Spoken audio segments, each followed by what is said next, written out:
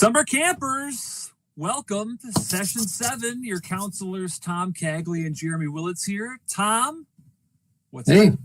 Hey, important safety tip, Jeremy. We shouldn't have told people the address for the camp. I got a letter, physical letter in the mail. Dear Tom and Jeremy, I'm writing to share concerns about boss's name redacted. Oh. His micromanagement at their camp. While I appreciate the importance of high standards, boss's name redacted again, actually not redacted in the letter, frequently takes over tasks without notice, leading to confusion and frustration among the staff. This constant supervision undermines our confidence and hampers our ability to take the initiative, ultimately affecting our interactions with campers. A more balanced management approach where counselors are trusted to perform their duties and make independent decisions would be greatly appreciated and would improve morale and productivity. I don't know how they measure that, but productivity. I'm going to have a conversation with these folks. Encouraging open communications and providing constructive feedback can foster a supportive environment, enhancing the camp experience for both staff and campers. Help. Well, that sounds like a really well-worded cry for help. I mean, it's articulate, it's eloquent, and it's really cuts to the heart of what we're going to talk about today, which is it sounds like there's some control issues happening here at this other summer camp. No? Yeah, it most certainly does. And very frankly, they're obviously hiring people that actually have like English degrees or something, right? Yeah, and so I'm sure you felt this way before in your career, but I've definitely felt like, as a knowledge worker sometimes, or as another type of worker, you know more than your boss. Your boss should give you a little bit of autonomy to be able to, be at the front line of the work being done and have some own aegis over the things that you're doing every single day. I am always troubled when I work with organizations that make this grand hoo-ha about only hiring the best and brightest people. And then as soon as they walk in the door, they're treated like first graders, or worse yet, kindergartners. You must go to the potty right now. But people make those choices, and they may be hiring the best and brightest, but if they stay, what they're doing is they're taking away their aegis. They're taking away their ability to actually think and act. Yeah. They're programming. And in some ways, you're taking away, I think big picture, you're taking away the reason why you probably hired them in the first place. When you hire the best and brightest, there's an expectation that when you hire the best and brightest, they know how to do work better than the people you currently have on staff, maybe. So you want them to come into your organization or your team, bring those new ideas versus the sheep dipping approach, which I know you're not necessarily a fan of. Absolutely not a fan of sheep dipping. Unless it's, of course, you're into the woolen trade. And then it makes sense. But generally, people and sheep are not the same thing. Of course. So let's talk about where this fits in the grand scheme of our 8 problems when it comes to work intake. So this is number 7, I believe. We are in the back half, or the back 25% of summer camp. We spent multiple sessions now talking about the first 6 on this list. So if you missed one of them, feel free to hit our LinkedIn feeds and watch a recording of one of these events. I think we're putting these up on YouTube as well, so go there and take a look. But really what we're going to talk about today is this control pattern. So let's get into it. All right. I couldn't resist but putting up a picture of Dante's 9 circles of hell on this. I know that I think in the book, don't we reference the circles of hell, or at least... we most certainly do. I tell you, for those of you who have never read, Dante, it is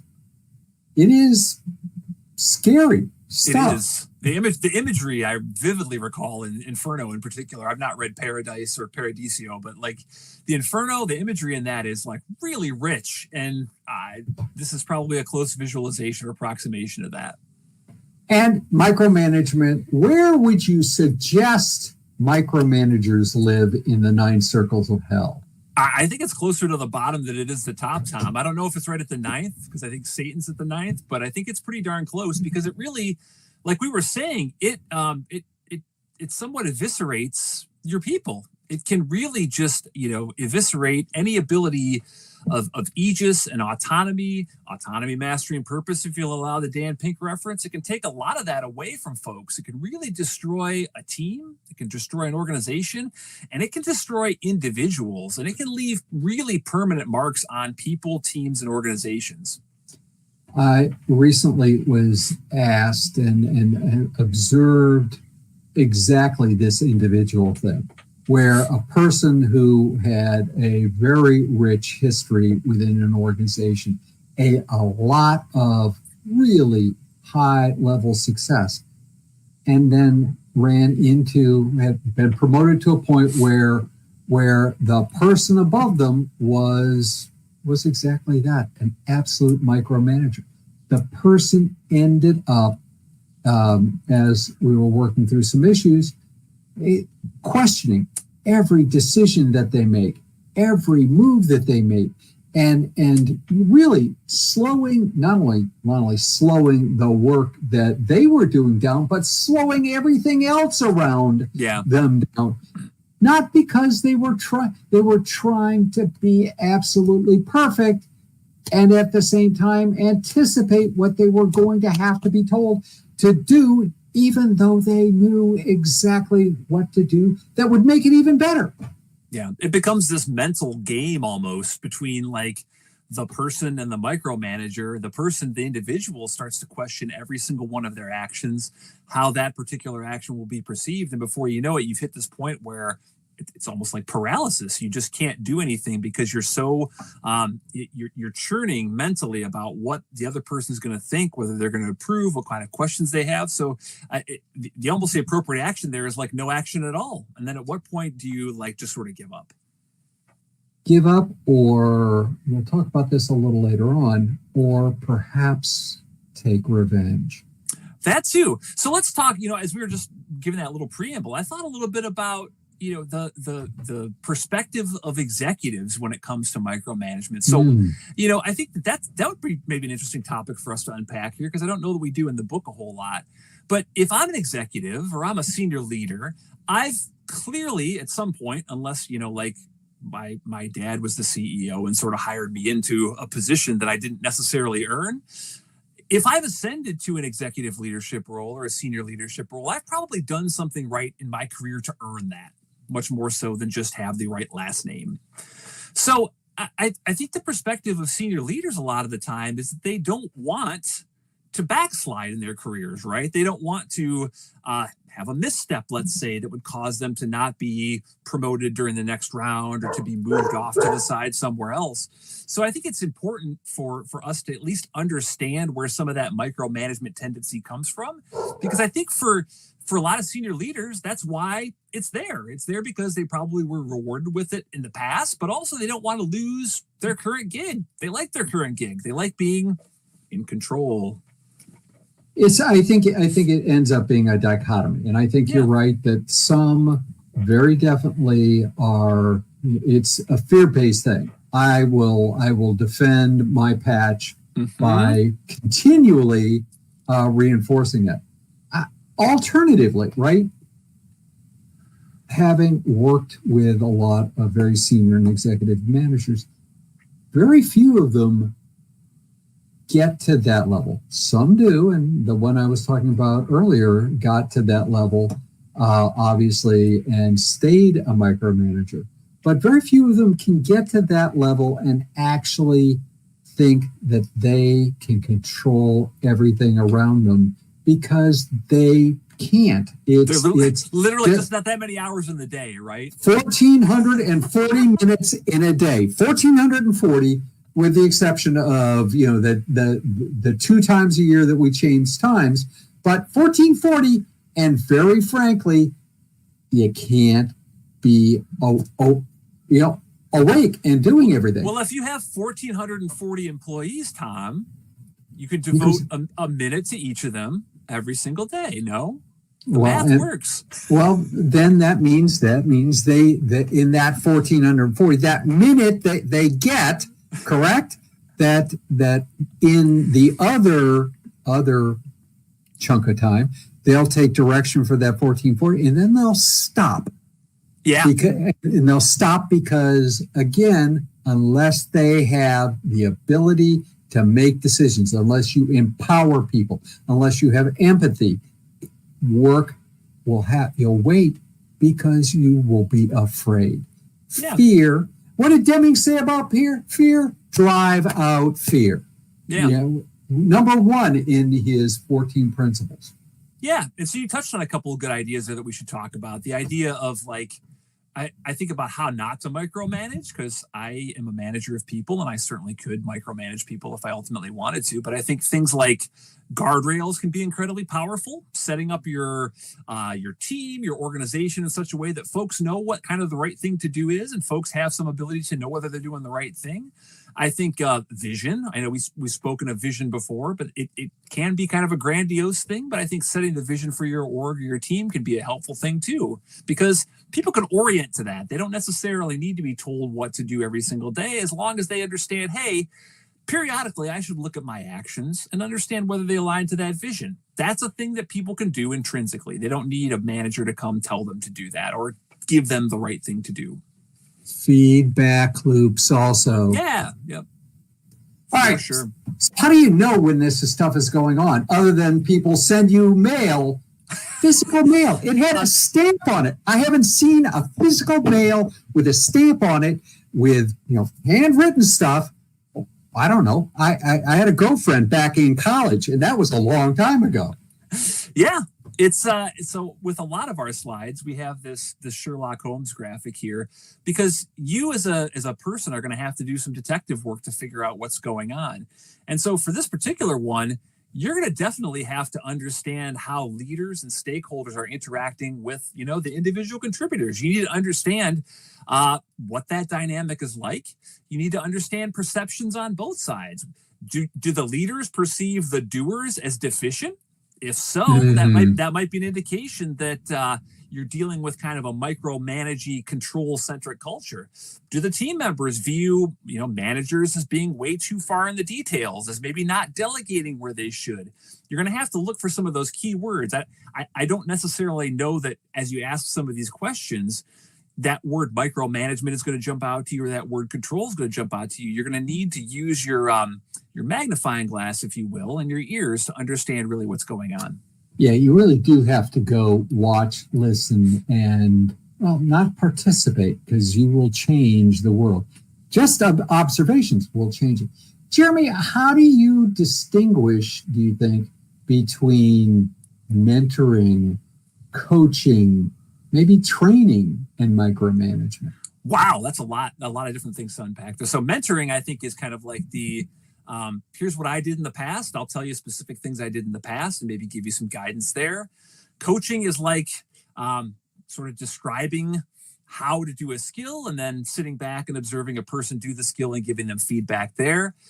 You asked about micromanagement. I think that to me is just being very directive. You point the finger, pointing the finger is kind of the obvious tell for that. But I think that's what I think about when I think of micromanaging. I'm certain that in my past, I've had bosses that have micromanaged me at one time or another. Yeah, so as a person who'd been micromanaged in the past, I think I found it, not really that liberating. I found it kind of like perplexing. Oh my gosh! If you find micromanagement liberating, we would that'd be a different conversation. Sure, but I think there are people that do find micromanagement at some level to be somewhat liberating. Maybe if it's for a new skill or a new instance, they might find a level of micromanagement to be liberating, because it's like, okay, you're telling me what to do. You're telling me how to do the thing. and then you're giving me the ability to go do the thing. The challenge is when that micromanagement continues, it quickly breaks away from maybe a healthy micromanagement, if you will, into something very unhealthy. I think that's why I wanted to delineate the difference between training, mentoring, and I think those probably would have different tonal variations for sure than a straight micromanage. I do think, and this is not a slap at people who think they're being micromanaged. I do think sometimes that people decide and create a perception of negativity when it's not meant. Doesn't mean that who's ever doing it should be doing it the way they are. But if we step back and for, at least as we're going through the first iteration of attempting to interdict, if we say, you know what, everybody's trying to do the best they can. They're trying to do the right thing. If we go into it with that open mind, then perhaps we might find that there's an easier way to, cut that Gordian knot. Yeah, I think all those concepts are related, though. I'm glad you brought that mentoring, coaching, training, micromanaging, because I think those lines can get pretty blurry. I mean, I think about times in my career where, for example, I had to onboard a lot of new people into new roles at the place we worked together. I was one of the more senior people. You were one of the more senior people.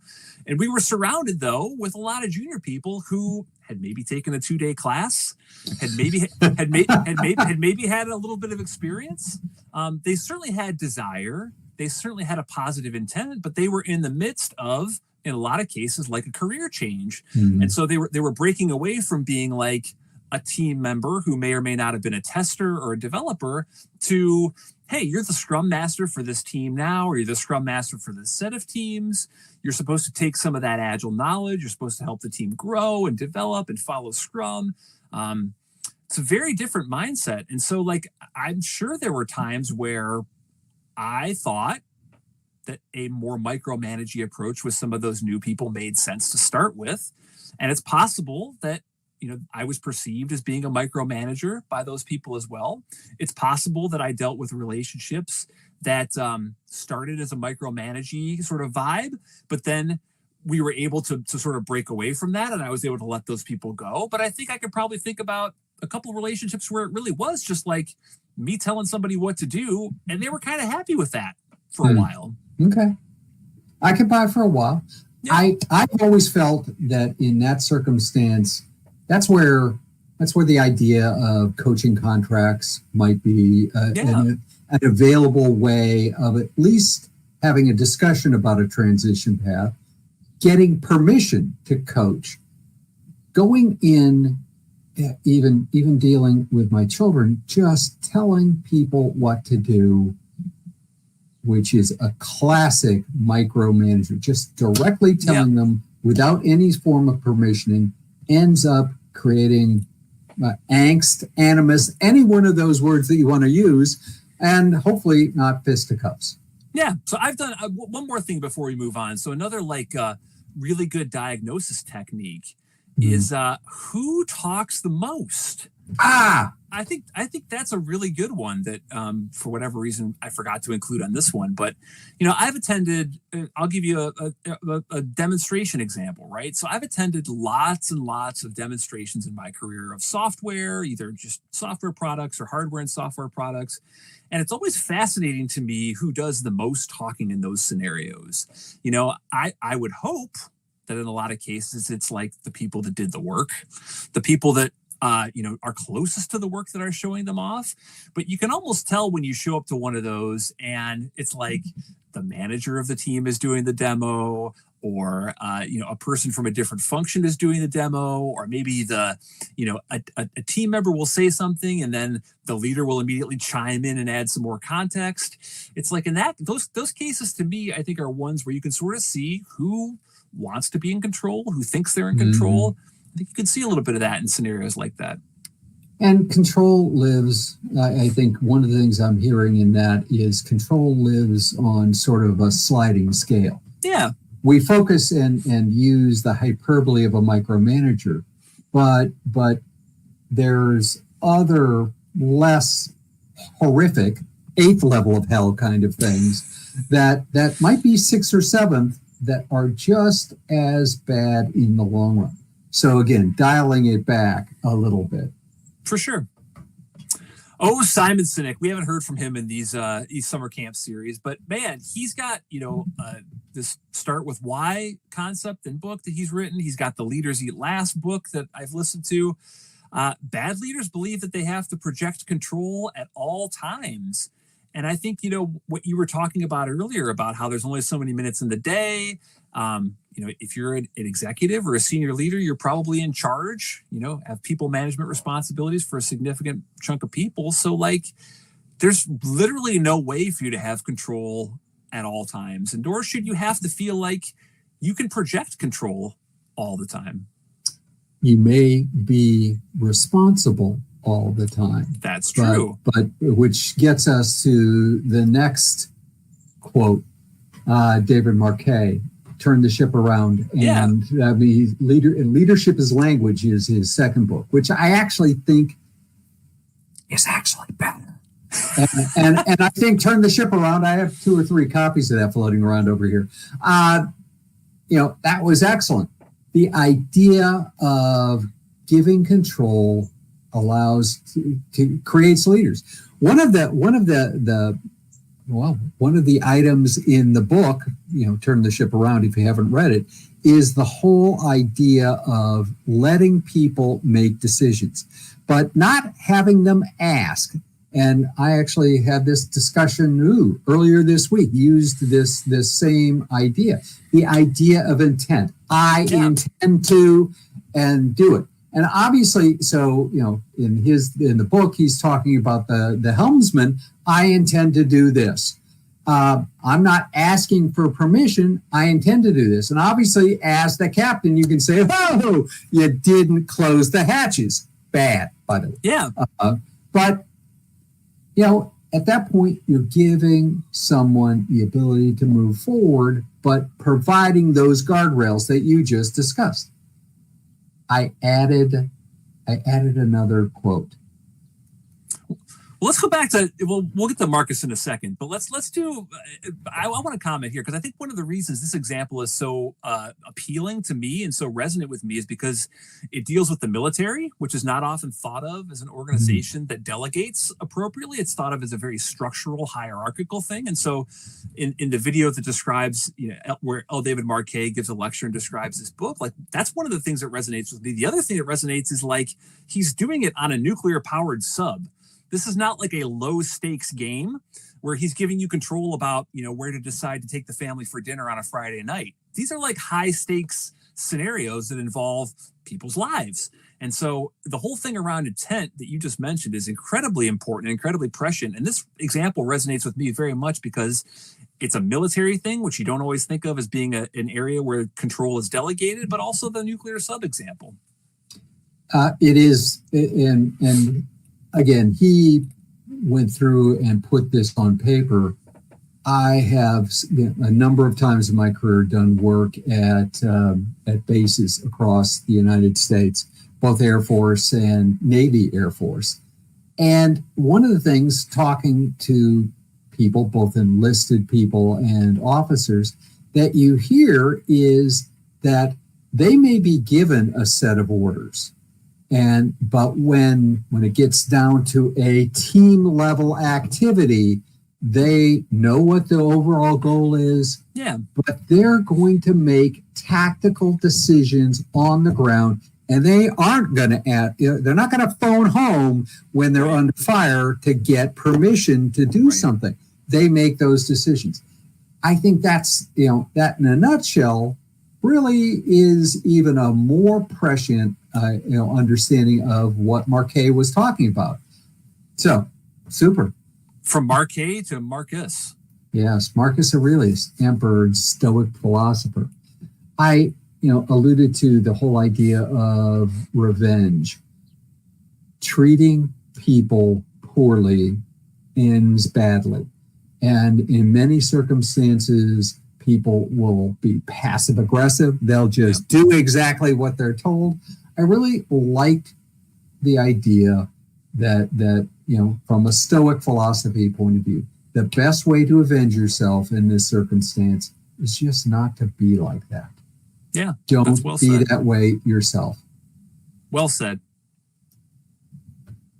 So what to do differently? I mean, step one is the same step one that we've been talking about now for 7 weeks, Tom. It's you have to go understand what the problem is, whether it's why is that? Why do we always start with actually go figure out what the real problem is? Because it's so important, Tom. And it could be any of those 7 problems that we've talked about already. It could even be the yes-itis thing that we'll talk about next week.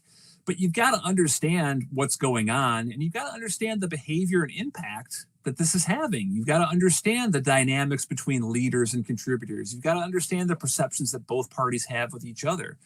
And you've got to do that so that you can then suggest changes. Perhaps, there's opportunities for both parties to have a little bit better understanding and come to a better understanding of what they actually need. Perhaps you can help coach them to get towards more of what that L. David Marquet paradigm is, whereby you have the intent of how people are acting versus like, I need to be told what to do every single day, what to go do. And create those feedback loops so that you can not only find out what, if you've made a change, whether or not it's working, or when you don't make a change, what the outcome was.